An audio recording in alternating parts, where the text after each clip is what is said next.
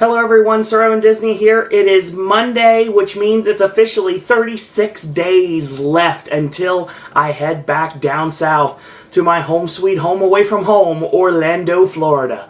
And I am getting more excited as the days progress. As a matter of fact, the fact that we are very soon going to be in the 20s on the countdown just gets me extremely giddy. Because I know that very soon some major things are going to be coming down. Obviously, we're going to be getting our official magic bands, which of course I have one of every color, and I'm going to have a lot more than that by the time this year is over. And then everything will be official.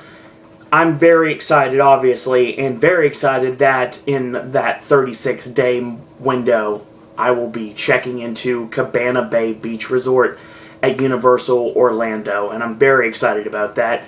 And still, fingers crossed, I get into team member preview night for Halloween Horror Nights this year. That's what I'm looking for. So to start the video, if you know any way of getting me into Halloween Horror Nights this year in Orlando for team member preview night on September 17th, please, by all means, get a hold of me, and I'll tell you exactly how at the end of the video. So, what do we got? A little housekeeping from yesterday, which kind of just went by in a blur. A complete blur, because it seems like nothing was really accomplished. I was thinking I was going to sit out and watch a movie or so, and I was like, that didn't work out. And then I was thinking about maybe doing some research on some things. I ended up doing that. And then ended up in the cinema snob land and watched a lot of the Brad Tries episodes. And I did that. I went to CinemaSin's YouTube channel and I watched a lot of the What's Wrong With videos, which are really, really good, by the way. And I did that, and then I cleaned the house, and basically I was kind of biding my time until 4 p.m. Because 4 p.m. officially would be 1 p.m. on the West Coast, and that 1 p.m. would be the official announcement of the next Halloween Horror Nights maze in Hollywood, this time being what we have believed to be the case since day one, the announcement of An American Werewolf in London finally coming to the West Coast, after it was so successful last year, and easily is one of, or if not the, best mazes of all time in Universal Orlando history. So, yeah, AVP's got a lot to live up to this year, for sure, to say the least. But I'll talk about that in the Horror Nights video. As a matter of fact, I will be doing an American Werewolf in London video later today, given the fact that it is Monday. I will also state that you will be getting that video later, only because I'm waiting for John Murdy to give us the official decryption of the code name of soap commercial. And I'm wondering if I got another one, or if I got some of it, but not exactly all of it. Obviously, I know soap commercial is An American Werewolf in London, and I tied the clue correctly to David Naughton and his Dr. Pepper commercial right before he made the film. But it is anyone's guess if I got the cameo correct, and this has nothing to do with a brand of soap. So, interesting to see where we go with that. Now, what else did I do today? Or yesterday, in this case. Well, when it comes down to it, sometimes I forget what day it is, I'm not gonna lie. When there's no pay-per-view or anything like that, and I'm not working, I don't know what day it is. I know it's not Friday, because if it was Friday, I would have watched a movie, and I didn't. And I know it's not Saturday, because Saturday's usually the day I do absolutely nothing, but normally I watch NXT and Smackdown, and I did that. So that's the reason why you're getting this video right now, because this is your NXT and Smackdown recap. Because we're a week away from SummerSlam, and a week from yesterday is going to be SummerSlam. So, excuse me. Another thing I did today, if you are a newcomer to Pop, welcome. And if you are a newcomer, you would know that, probably not know that I have a lot of videos on this channel. Almost 2,000 videos on this channel, legitimately. And they all have to go in a playlist. Well, they're all in a playlist now, and they all have individual playlists, and I made new playlists for the original concept of this channel, which was apparently called Welcome to My World, which ran all the way until April 29th, I believe. Because obviously I don't have a calendar handy, so I can't tell you if there is That was 30th, sorry. April 30th, because May 1st was the official first video on Pop as the branded channel of Pop. And anything that doesn't fit into a specific category, which would basically be a daily vlog, any of those vlogs goes into my Welcome to My World playlist. And the ones that are Pop-related go into the Popcast playlist. I also have new playlists for my Disney trip in December last year. That's been added as well. I added more to the SeaWorld playlist, and I added more to the Universal playlist from last December. So all that is now added, and all of that can be found on this channel now. So everything is all in a nice, precise little playlist, and you can find everything very simply. So, if you're new to this channel, you're probably wondering why I'm not talking about wrestling yet. I'll explain why in a minute. This was actually the first thing I get to talk about today, wrestling related, and that is the fact that the other day, there was a termination in WWE, and that was the contract of Alberto Del Rio. And apparently, there was a lot of murmurs about what exactly had happened. Apparently, there was someone in the social media department of WWE that apparently is a massive tool from what people say, and he had put a snide comment, and Del Rio didn't like what he had to say, and he refused to apologize for it, and Del Rio slapped him in the face. So WWE just fired him on the spot. So, yes, Alberto Del Rio probably will be returning maybe back to Mexico, maybe working for AAA potentially, or there is a possibility he could end up in Impact Wrestling, which is a very good possibility at this point, because I know they are calling him right now. So, yes, they did film their last set of tapings the other day, earlier this week, in New York, and they have a hold on the Manhattan Center for a set of tapings that are going to be in September, and those set of tapings will be potentially on a different channel, or they may be new on the Spike contract, depending on how you look at things. Either way, TNA's not going anywhere, so sorry about that if you're not a TNA fan. Now, what do I think? Well, Alberto Del Rio, like I said, he didn't care for a while, and then recently he's actually started to care a lot more, and you can tell it in his in-ring work, and it seems like he was getting, like he actually gave a damn, which was something we haven't seen in Del Rio in quite a while. But I would say right now that I don't know what side to take in this situation, because only two people know what was said, Alberto Del Rio and the social media guy, and I don't think either of them are going to tell the complete truth. I don't think either of them are complete liars either. Obviously, there's a little bit of truth in every single work, and there's a little bit of work in every single thing that's supposedly the truth. So, that's what I'm thinking right now. If this was a racist comment, which I'm hearing it might have been, yeah, Del Rio was completely justified in slapping him as a man, but as somebody that works for a multi-million dollar company like World Wrestling Entertainment, probably not the greatest of ideas to put your hands on someone else in your rut. Not necessarily a superstar or somebody that, I can't say he has a more power than Del Rio, but someone that could possibly make Del Rio's life miserable, and has, because obviously he got him fired. So yeah, there's always that.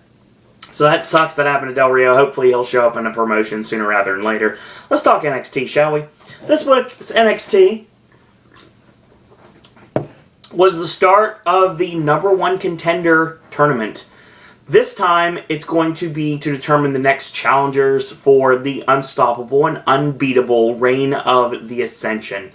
And this tournament starts off in this show, and it starts off with our opening match. It is Jason Jordan and Ty Dillinger taking on Enzo Amore and Big Cass, Colin Cassidy. Jordan, of course, has cut his hair, like, he's got a tight cut to it. He doesn't have, like, the Darren Young, like, fro type. Now it looks more like a Byron Saxton, to be totally honest. And the white meat babyface team that I thought they were going to be, they actually turned it around, and they kind of worked a little bit of heelish in this match. So it was fine for what it was. Enzo and Big Cass, obviously big crowd favorites in Full Sail.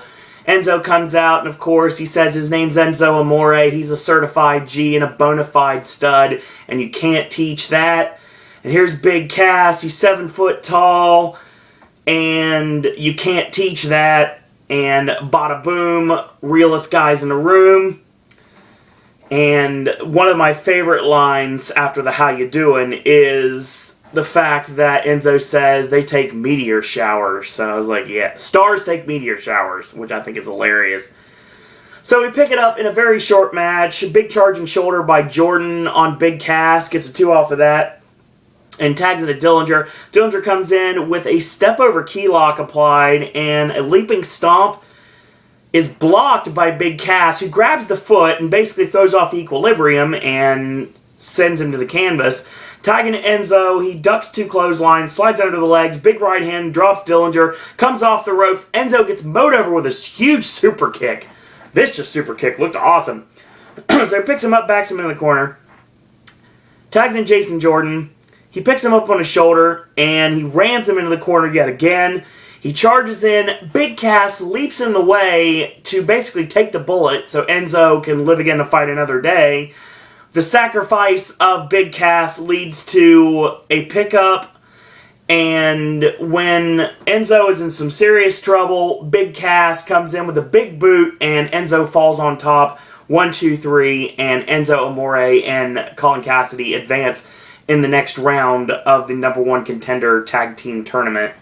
So they will face the winners of the match that I'm guessing is going to be happening on NXT this week. The least charismatic team on the roster of Mojo Rawley and Bull Dempsey taking on the most charismatic team on the roster, Simon Gotch and the RT staged in English, the Vaudevillains. So that's going to be the case. And later on tonight in your main event, you're going to get Sami Zayn and a mystery partner taking on the team of the International Airstrike, Justin Gabriel and Tyson Kidd. Now there's another match actually going to be added to that as well. The final match in the tournament is Sin Cara and Kalisto teaming up against the new tag team of Wesley Blake and Buddy Murphy, a new cowboy tag team. It's interesting to see how they go with that. That'll be on this week's NXT if I had to guess. I'm not knowing for sure because obviously I don't read spoilers. Not on NXT. Sami Zayn comes in. I talked to Renee Young in the back. He says his partner isn't cleared, so he's going at it alone tonight. And of course, he needs to find a new partner. Well, ironic, he's wearing his Against Me shirt. And here comes Tyson and Justin in to pretty much rain on his parade. And they rub it in that he doesn't have a partner. And all of a sudden, here comes the Rosebuds. And Adam Rose comes into play, and he basically says, "You are not alone. And how about tonight, I'll team with you." And Sami Zayn's like, "You know what, maybe tonight I'll be a Rosebud." And the funny thing is, right before it ends, Rose offers him the lollipop. And he thinks about it for a second. He's like, fine. And he takes the lollipop, and he accepted the lollipop that may or may not have been in Adam Rose's mouth. Yes. So, we got our next match. It is CJ Parker against Xavier Woods. And CJ comes out, and he's got a sign, his Lodi, part of his gimmick, he has a sign that says, "Stop frickin' fracking," which is hilarious. And Xavier Woods comes out, and to his credit, Xavier Woods could easily be Will's favorite wrestler on the face of planet Earth, because Xavier Woods is actually hailing from Angel Grove, California. And he has wore a Black Power Ranger shirt before on taping promos, like in the back. Like, he's been seen wearing the Black Ranger Mastodon shirt, and it's pretty awesome to see that, because Xavier Woods is a huge Power Rangers mark. You can tell because before he hits the honor roll, he yells it's morphin' time. So we pick it up midway through the match, and CJP goes for the shotgun knees. He connects. He goes up top, and he crowns Xavier Woods 1-2, and Xavier kicks out. So he locks on a single arm straight jacket chin lock. Like, he's basically choking him with his own arm. And the knee is firmly planted in the lower back for good measure to add more insult to injury. And a short arm clothesline, leaping back senton. This time, Woods gets the knees up. Earlier on in the match, he didn't. He actually connected with it. Comes off the ropes. The flying forearm comes off the ropes. Shoulder tackle comes off the ropes. Spinning back kick from Xavier and front drop kick. Charges in and backdrop lands on the ring apron. catches the forearm. He goes for the flying body press, a roll through 1-2, and a kick out. Woods catches him with a flatliner, 1-2, and a kick out. And he yells, "It's morphin' time," hits the honor roll, 1-2, and CJP continuously kicks out. He goes up top, and he walks the ropes, and he goes coast to coast from buckle to buckle, and hits a big-time splash off the springboard, and gets a 2.5 off of it. So he cannot put CJ Parker away, no matter how hard he tries. So he goes for his outside-in swing DDT, like the same one as Zimayan uses in TNA, and he gets caught, and he gets pulled throat first into the middle rope. But what he ends up hitting is, instead of hitting his throat, he hits his eye. So he busts his eye against the cable, and then when he comes back around, CJP hits the swinging version of Spicoli driver, which I'm going to call the Wonderlust until I find another name for it, and gets the 3 off of that. So CJ Parker wins. Since Parker's been turned heel, and he's not a fun-loving hippie anymore, I actually like the gimmick a lot better. I actually like the awareness of the gimmick, and I think it's really entertaining the way that it works. Him and Xavier Woods actually have decent chemistry in the ring together, and I really like Xavier Woods anyway. It is a shame that WWE has put the kibosh on the Xavier Woods, Big E, and Kofi Kingston group that they were going to put together, because apparently Big E, of course, he works Rusev on SmackDown, which I'll talk about in a little bit. And he's been a babyface over the weekend on the house shows. Kofi's been a babyface on the weekend on the house shows. And Xavier Woods is back in NXT. So, yeah, it was good while it lasted. Maybe we'll get another stable like that somewhere down the line. This feud will continue until Xavier Woods wins. And I think they have one last match at the next NXT live event. Not live event as in like the NXT TV taping, the 2-hour network event. That's what I'm thinking will happen. That'll be the final match between CJ Parker and Xavier Woods, and I think that's the right direction to go. So, Eden is in the ring, and she announces that Tyler Breeze has a message for us all, and to look towards the Tron. Tyler says he's decided that it's time now to challenge the Creature for the NXT Championship. Obviously talking about the current champion, Adrian Neville. And he says it's time for the Wanna Breeze followers, I like that by the way, to enjoy the era of gorgeous. So yes, Tyler Breeze is amazing, and his match with Neville is coming up soon. But our next match is a match that I've been hearing nothing but bad things about, and oh god, did it live up to expectation. It is the cute and fun-loving Bayley with her Deb ponytail from Napoleon Dynamite, taking on the NXT debuting Eva Marie. Eva Marie comes out literally on a red box, and this is a Class C podcast, so I'm not going to make any references further than that. So, there's always that. Now, this match was just painful to watch. We'll talk about it. Eva hits a really sloppy snap suplex on Bayley, gets a 2 off of that. An inverted surfboard with the knee in the lower back. Seems like it's the only thing she knows how to do, somewhat, because she went to it 3 times in the match. So, she backs her in the corner and hooks the clothesline, small package, 1-2, and a kick out. So she charges in, eats the back elbow, and the hug plex, or the belly to Bayley, depending on who's calling your match. I've called it both. Gets the 3 count for Bayley. So yeah, this match was terrible. And the less said about this, the better. Eva Marie was booed, got the "You Can't Wrestle" chant, actually got a "Worse Than Batista" chant. Yeah, she was getting heckled the entire match. Luckily, it did not throw her off like it might have. I gotta give it to her for not being thrown off by the heckling from the audience in Full Sail, who are not the easiest crowd to get over with. And sometimes they are, but with some people that they've already made their mind up on, you can't change their mind regardless of what you do. And I don't think Eva Marie is going to be able to change their mind. I think she's going to be extremely hated in NXT.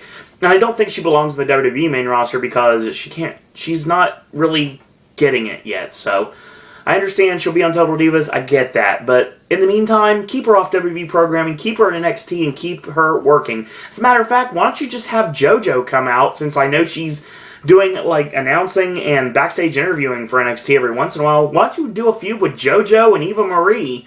And if JoJo wins, she can get back on WWE programming. Do something like that. Give us some reason to actually care that they're going to be involved in the same promotion again.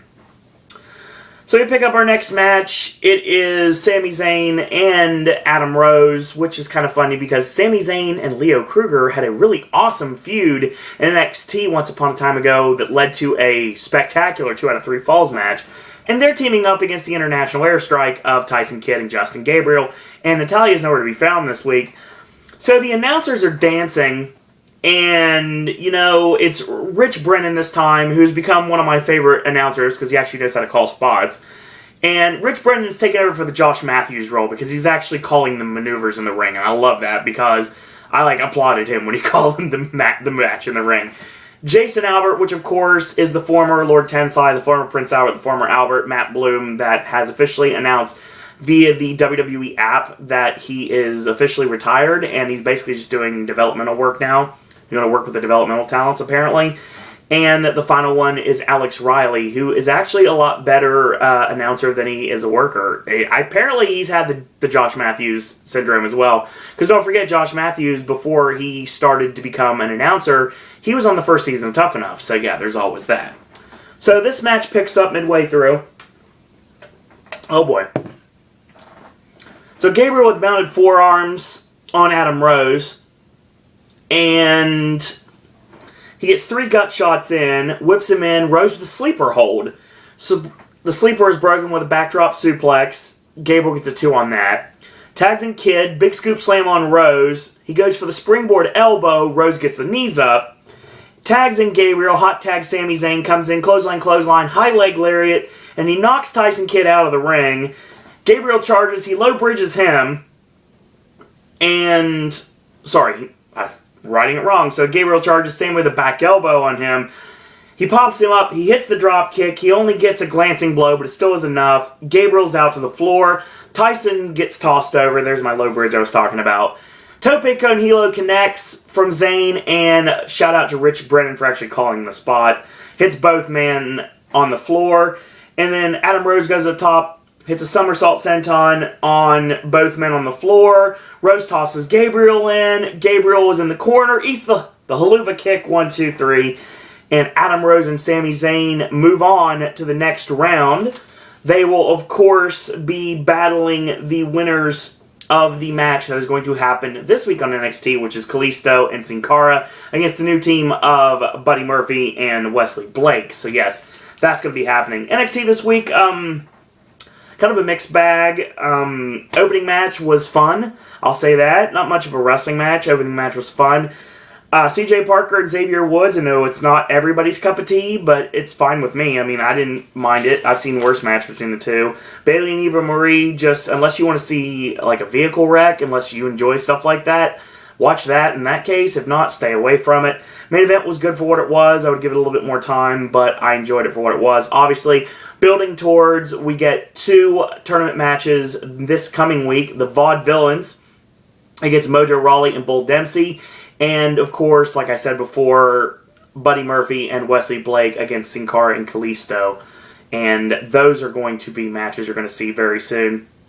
So, yes, that's what we had from NXT this week. And we're going to lead right into SmackDown. Of course, I watched the version of SmackDown, which actually starts with the first match.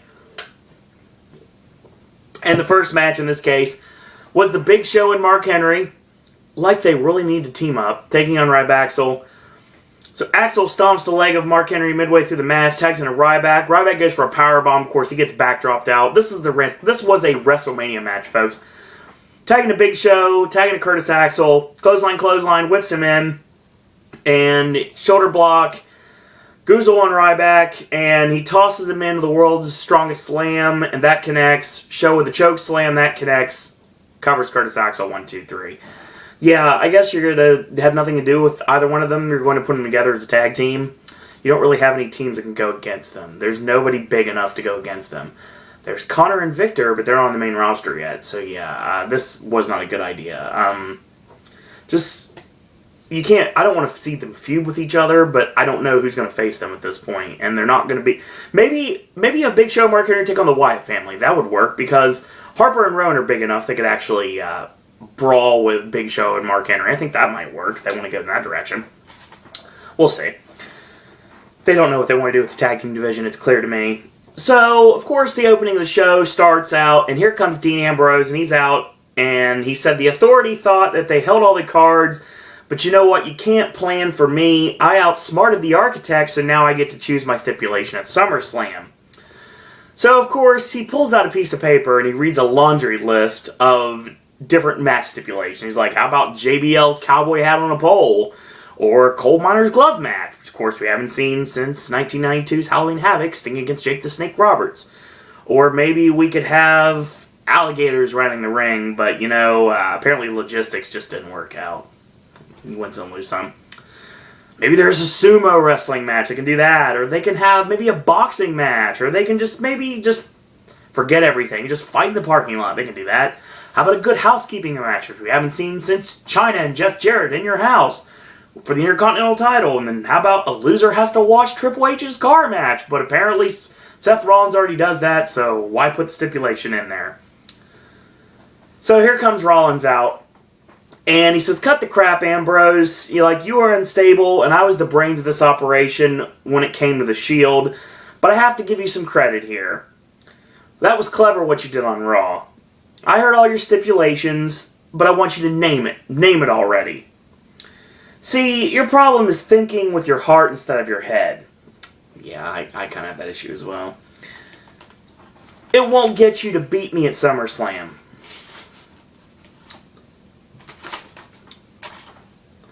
It doesn't matter the stipulation. SummerSlam is the end for you. Rollins makes a personal guarantee that this is the end, and of course, that end can be shown on the WWE Network for the low, low price of $9.99. Yes, they even got Rollins shilling for the network. So Ambrose has to turn around on him and says, you know what, are they going to pay $9.99 to see you get me kicked out of the building again? Ooh. I know a lot of the internet fans were like, oh man, is it going to happen? It's like, how about you drive away? Maybe you'll run away yet again. No, not this time. You're not running. This time, you're going to get Seth Rollins stuck with nowhere to go. Because if he tries, he'll run straight into a wall of bodies. Now, we made a whole lot of enemies in this company together, Seth, and they'll make sure that we will tear each other apart. See, I'm old school, so this match is going to be a lumberjack match. Maybe you can call it a human cage, maybe a wall of flesh, but it'll be the end of the line. So it'll be The Walking Dead?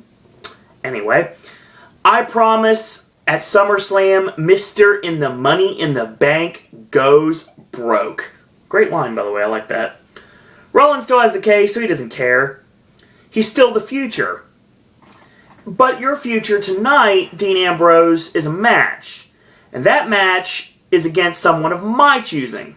Because you chose our stipulation at SummerSlam, the Authority have given me the choice to choose your opponent tonight. And I choose the Viper, Randy Orton. So later on tonight, we're going to get the main event of Randy Orton and Dean Ambrose. No issues with that. So Dolph Ziggler's in the back watching Raw with a couple of divas and making fun of Seth Rollins. And of course, he's watching the Raw segment where Rollins was embarrassed. He was pinned by Heath Slater. And of course, he has contract ripped up, soda dumped in the briefcase, popcorn, Ambrose with a cowboy hat. Yeah, all this. And of course, they're making fun. And who is behind Dolph Ziggler when he turns around? None other than Seth Rollins, of course. He shows up laughing, and he says, you know what? What's got terrible hair, a head the size of a hot air balloon, and is begging me to stomp his face into the mat? Well, Dolph goes, you know what? I'd be thinking it was you, but someone kind of already beat me to it. I didn't recognize you without the superhero getup. You look like Catwoman that learned CrossFit. So Seth decides he's had enough, and he's like, you know what, Ziggler, how about we face off tonight? And Dolph goes, you know what, there's not going to be anything funny about what I'm going to do to you out there. See you out there, kid. And he pats him on the chest. So we're going to get Dolph Ziggler and Seth Rollins tonight. No issues with that. So, of course, we hear some unfamiliar music. Here comes Damien Sandow out of the ring, dressed like a sanitation worker. But apparently he's Border Patrol. So I guess in this case you could call him, well, I don't know, maybe Sergeant Buddy Lee Sandow or Lieutenant Damian Earl Wright. It's WCW reference for those you don't know. Sorry, I have something in my eye. I apologize for that. So he comes out, and of course, he mocks everyone. We're in Texas, so he's mocking Sin Cara, and that's exactly what he's doing. Well, we pick up the match, and Sandow's actually got the upper hand for a bit, but ends up getting caught after he goes for a chin lock. Jawbreaker by Sin Cara creates separation. The 180 headbutt off the springboard, and then a 180 flying body press. Satellite head scissors take over somewhat, and whip in and reversed. Handspring back elbow, gets a 2 off of that. Goes for the pain thriller, gets countered into the Sandow driver, 1-2 and a kick out. And Sin Cara hits the pain thriller yet again and finishes Damien Sandow with the Sin-Ton bomb and gets the 3 on that. So yeah, I'll come up with a name for Sin Cara's pain thriller soon. So yeah, it was a match. We got our next match. It is Dolph Ziggler against Seth Rollins. This match was good as well, so we pick it up midway through. Whip in, ducks his head down, and he kicks him in the chest. Rollins drops a knee on Ziggler, gets a 2 off of that. He rubs his face on the canvas just for good measure, just like to add more insult to injury. 2 elbows across the apron while he's draped across, kicks him in the side of the head, and steps on his face when he gets back into the ring. So he ducks Ziggler's wild swing after basically trying to goad him into hitting him. And of course he tries to, and it fails. He whips him in, and elbow, nice high elbow on Dolph, gets a 2 off of that. A chin lock, and Ziggler backs him in the corner. And he goes back to the chin lock, Ziggler backs him into the corner yet again. He flips him off, and he charges in, misses, and a big right hand drops Rollins like a sack of potatoes. Another right hand comes off the ropes, hooking clothesline, and he charges in with the 10 punch in the corner, and the Hangman's Neckbreaker gets a 2 off of that. So, backdrop suplex gets a 2 on Rollins, ducks the right hand, backdrop suplex by Rollins, gets countered, and he falls on him, 1-2, and a kick out. Misses the charge, and he goes into the post. Rollins goes for the cradle suplex. Kind of looked like he was going for the small package driver, but I know that wasn't what he was going to hit, but still, that's what I thought. Counter with a small package from Ziggler, 1-2, and a kick out. They trade blows. Rollins stops momentum with a spinning back kick, comes off the ropes. Dolph catches him, exclamation point, DDT, 1-2, and Rollins kicks out of 3. Goes for the zigzag, gets swats off, ducks the clothesline, and he goes for the O'Connor roll with the tights, and 1-2, Ziggler kicks out. Rollins neck snap across the top rope. Goes for the springboard curb stomp, Ziggler out of the way. And he hits the name dropper, 1-2, and a kick out. So he kicks him into the knee for good measure and sends him shoulder first into the ring post. And that knocks him to the floor. So he tosses him into the barricade. Then he throws him into the ring steps, tosses him in, hits the curb stomp, 1-2-3, and Seth Rollins wins. Good back and forth between these two.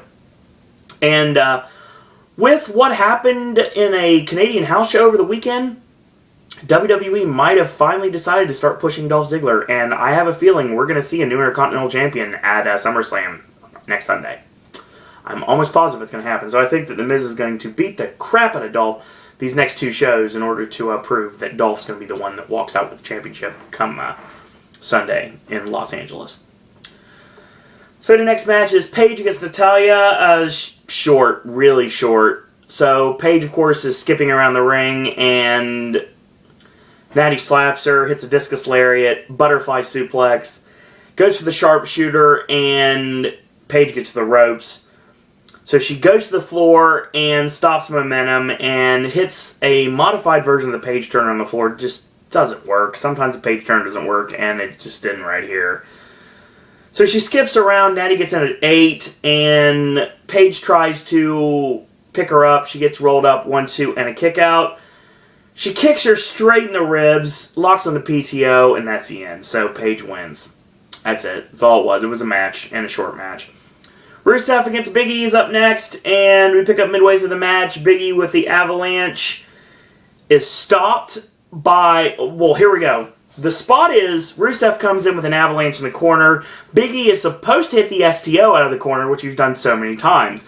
Rusev charges in, and he goes for the STO, but it doesn't work, and Rusev sees that this has happened, and he elbow strikes out of it to try to get out. He charges in, he eats the back elbow, Big E with a Vader attack, and a belly-to-belly suplex, goes for the big splash, he misses, the Muay Thai kick, stomp on the back, accolade, that's the end. So, that's the end of that. Chris Jericho's in the back and says Bray Wyatt thrives on inflicting pain. Well, the antidote is spelled Y2J. He will purge the WWE of the Wyatt family, and he's going to shove the buzzards right down his throat. Clear as that. Clear as that. So, Bray has to win on Sunday. He just has to. We'll talk about that on the Raw recap tomorrow. Main event time, Dean Ambrose against Randy Orton. Pick it up midway through the match, and Orton comes back from commercial break. He's got an arm bar on the injured shoulder of Dean Ambrose, and Ambrose punches his way out, hits a leaping headbutt, whip in reverse. Ambrose with a shoulder to the buckle, basically just throwing his own body in, and gets a 2 off of that. So basically, Orton starts to yank the arm right out of the socket, and then he stomps him twice, ties his arm up in the ropes, and he breaks it 4, of course. Ambrose stops momentum with snap jabs, and it's stopped again when Orton yanks his arm out and boots him in, gets a 1 off of that. So he drops the elbow into the shoulder, turned into a modified Fujiwara armbar, which of course he headbutts out of that. Boot in, whip in, ducks his head, and Ambrose hits the DDT on Orton. When they get back up, ducks the clothesline and the flying forearm, and whip in reverse, and Ambrose with a crossbody into the punches. Dives in with a shoulder in the corner. The elbow face wash and whips him in. Reversed by Orton. Charges in. Ambrose gets the elbow up. Hits the Tornado DDT 1-2. Orton kicks out. Goes for Dirty Deeds. Gets tossed off. Charges in. Orton charges in. He gets low bridged. Ambrose sets up for the tope. When he goes to the ropes, he gets caught with a big overhand right. And Ambrose gets dragged through the middle rope to the floor. And he sends him face first to the ring steps. And he sends him shoulder first to the ring steps. And then again on the opposite side of the ring. He picks him up and he drops him chest first on the barricade. Normally it's a barricade. It's the ring apron this time. He pulls him back in. Goes for the snakebite DDT. Gets countered. And he tosses him over. He hits the tope into the barricade. Sends Orton in hard. And finally tosses him in. And Orton with a kick. Ambrose, of course, gets knocked back on the ropes. Hits the jawbreaker lariat. Dirty Deeds again is stopped with Rollins jumping up on the ring apron for a distraction. And Rollins gets punched off the ring apron from Ambrose. Orton seizes the opportunity, goes for the RKO, gets tossed off, boot in, Dirty Deeds, and makes the cover. 1, 2, Rollins pulls him out, so there's the DQ there. So they beat down Ambrose, and Rollins ends up getting whipped into the barricade. And a big clothesline on the floor, tosses Rollins in, and double leg going for the mounted punches. And Orton comes in, stops momentum with a clothesline, hits the RKO, and then Seth with punches and punches and punches, and he grabs a soda from the ringside fan, and he pours it on Ambrose, and then he picks him up, curb stomps him, and that's how we go home. So yeah, that was SmackDown. What I'd recommend on this show, not much. I would say right now, recommend the opening promo with Dean Ambrose and Seth Rollins. Definitely good.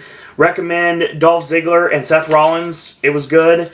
And I'd recommend Ambrose and Randy Orton. Everything else is skippable if you're a wrestling fan. You're a fan of watching actual action. Not much to say about this show. Just kind of there. Interesting to see what happens on Raw tonight. It is actually Hulk Hogan's birthday, so it's going to be a Hulk Hogan birthday celebration. A lot of different directions you can go with this. Apparently, this is going to be a reunion of the New World Order tonight. And Mr. Wonderful Paul Orndorff is going to be there. A lot of names from Hogan's past are going to be there. Of course, Jimmy Hart's going to be there. I thought this would be a great opportunity for Hogan to be cutting a promo at the beginning of Raw. Gets interrupted by Rusev. And Rusev goes like he is going to obliterate Hulk Hogan. And here comes Jack Swagger, makes the save. And Hogan is in Swagger's corner at SummerSlam against Rusev, and I think that is the direction to go if they want to make Swagger the man. Because Swagger's winning at SummerSlam, but he doesn't have to pin or submit Rusev. All he has to do is capture the American flag. Simple as that. So that makes sense to me. Paige and AJ, obviously AJ's been off television a bit to sell the injury when she got knocked off the stage by Paige. I didn't mean to make that rhyme. And that's the reason why she wasn't on the show tonight. I will say that she'll probably be on Raw tonight. Obviously, they have that match coming up on Sunday. There are going to be some definite fighting there. Randy Orton and Roman Reigns continuing their feud to lead into their match at SummerSlam. And I honestly think at this point, Dolph and The Miz are going to get into it. Remember that thing I said about Zack Ryder winning a non-title match against The Miz with Dolph's help? I think that happens on Raw tonight. I know I said it last week. I think they actually saved it for last night. And after what happened with Seth Rollins, I think Heath Slater's going to take a beating tonight, honestly. I think that's probably the direction to go. Damian Sandow dressed up as Hulk Hogan is probably going to happen tonight, if I had to guess. And a lot of things. So who knows what they're going to do. Is there going to be a tag team title match coming up at SummerSlam? We don't know at this point. So there's always that. So that was the video for NXT and SmackDown. Join us tomorrow for your Raw recap, our Go Home Raw to SummerSlam. And on Wednesday, we're going to talk TNA Impact. It is the night that everything happened and Dixie Carter got put through a table after so much build-up. It actually happens. And that will be recapped on Wednesday. And, of course, this coming week, Little Birdie told me there may or may not be a reveal week for Halloween Horror Nights in Orlando. So that could be coming up. Your American Werewolf in London video should be up in a little bit. Actually, it'll be up right after this one. Not directly. It's going to be up like several hours after this one. But still, it'll be up after this one, so you'll be able to check that out. And, as always, there's Tuesday, of course, we're going to be doing Let's Be Cops. And Thursday, we're going to be watching, actually doing videos because you're going to get AJ's movie reviews on Friday. And actually AJ's movie reviews and a new Versus on Sunday.